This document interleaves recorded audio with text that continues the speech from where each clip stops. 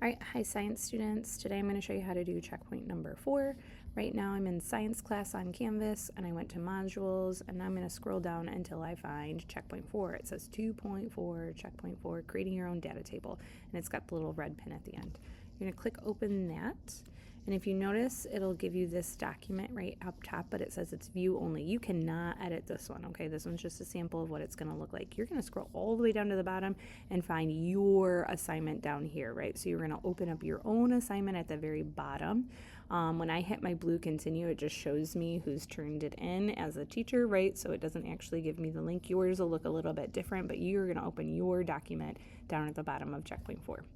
When you do, it should open in a new window and it looks something similar to this. So you're creating your own data table. I've given you the steps on what you need to do. I've also given you an example, and we're going to ignore the graph part because you haven't run your experiments yet.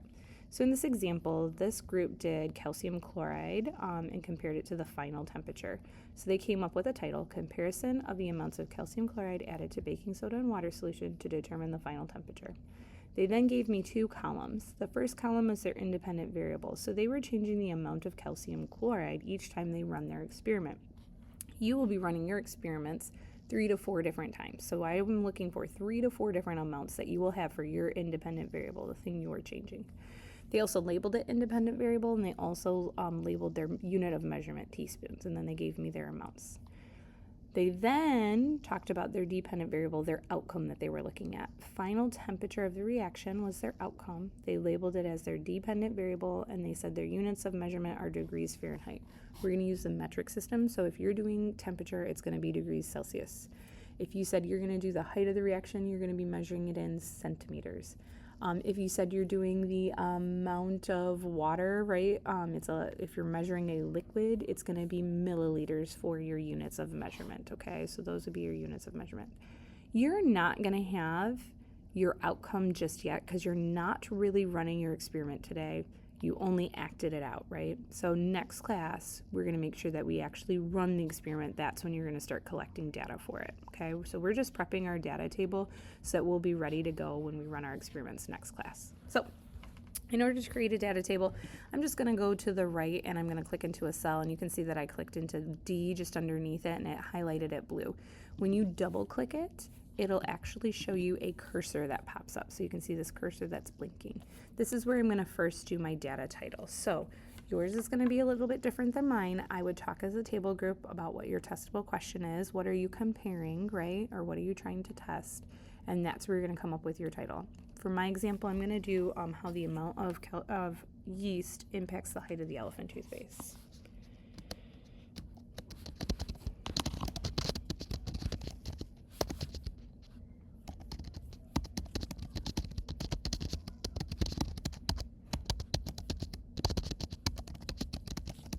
I have how the amount of yeast affects the height of the elephant toothpaste reaction.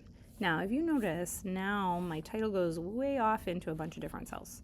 So I'm going to click back into my cell, and there's a really cool button right up top. I have to hit this more, these 3 dots more, but yours might show up depending on like how zoomed in or zoomed out you are, okay? So I've got to hit the more button.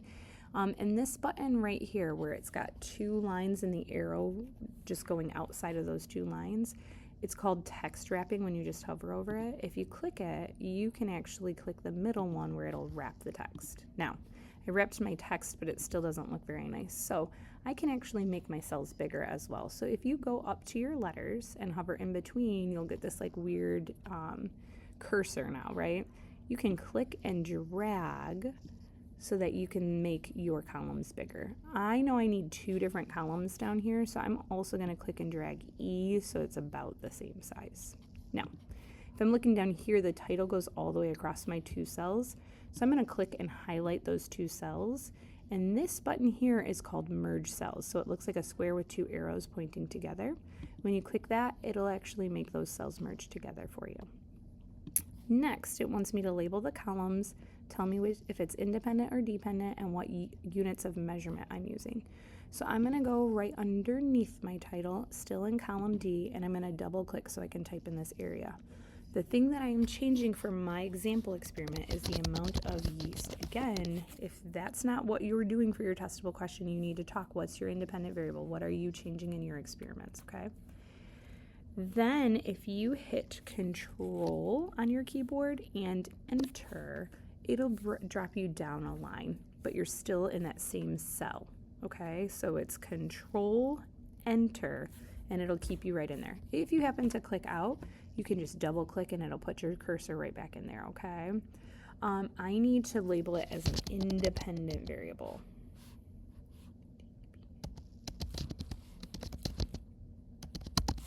Okay, if you need to spell it, it is right here at number 3, okay? I also need the units of measurement for this, so I'm gonna click back in here, I'm gonna hit Control and Enter to drop it down another line, and for this one we are using teaspoons, so TSP is shorthand for teaspoons, okay?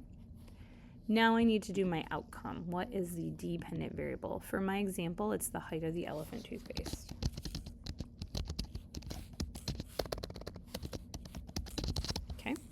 Again, I'm going to hit Control and Enter to drop it down, and I need to label it as my dependent variable. Okay. Again, I'm going to hit Control and Enter on my keyboard to drop it down to the next line, and I need my units. Remember, we're using the metric system, so cm is shorthand for centimeters. I'm going to measure it in centimeters for my final height. Okay. Now it wants to make sure that I have my numbers right, and that I have them all centered aligned. So in your checkpoint 2 and checkpoint 3, you actually came up with the 3 to 4 different times you're running your experiment, what amounts you want to use. So what I always recommend is you're going to do the one that we started with on the yellow entry event packet, right? So on our entry event packet, it was 1 teaspoon of yeast. I always recommend doing 1 below and 2 above, right? So 1 below that would be like a half a teaspoon, so 0.5 is half. And then 2 above, I'm gonna do 3 teaspoons and 5 teaspoons when I test mine. I don't know the outcomes yet. I haven't run the experiments to collect that data, so these numbers are gonna remain blank for me, all right? Now I need to make sure that this is all centered, so if you click and highlight all of your boxes, I have to hit the more. It might just be on your toolbar, but you are gonna look at this horizontal alignment right here. If you click it and click the center one, it'll all align at center. And then if you notice down here, I also have like bold lines around it.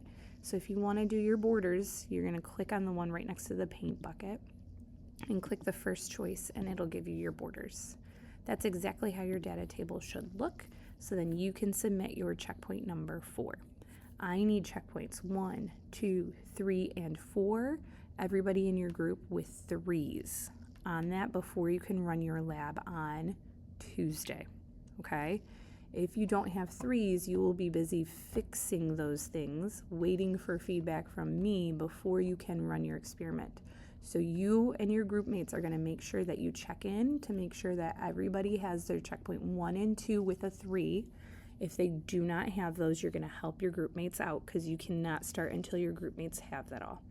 You're also gonna ensure that everybody has submitted checkpoint 3 and 4 to me today on Canvas so that I can look into those and give you guys feedback if needed, okay? If you have any questions, feel free to email me.